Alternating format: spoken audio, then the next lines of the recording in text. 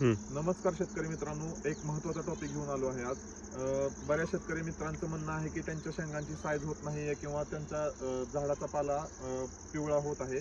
त्याचं कारण असं आहे की ही थंडीमुळे जमीन अपटेक होत नाही आहे. तुम्ही जमिनीतून पाणी जरी दिलं, पाण्याचं पण अपटेक कमी होतं आणि तुम्ही जे खतं सोडताय ते पण अपटेक होत नाही. तर त्याच्यामुळं साईज आणि सेटिंगला प्रॉब्लेम येत आहे.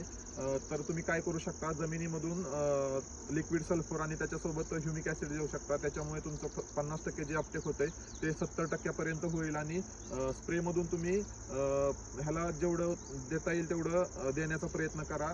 कारण डायरेक्ट दिल्यानंतर तुम्हाला चांगला रिझल्ट भेटेल त्याला. त्याच्यासाठी तुम्ही पहिलं तर कॅल्शियम बोरॉनचा स्प्रे द्या. त्याच्यामुळे तुमची शेंग आहे ती लूज पडेल आणि त्याच्यानंतर तुम्ही 05234 असेल, 1261 असेल असे स्प्रे घेऊ शकता.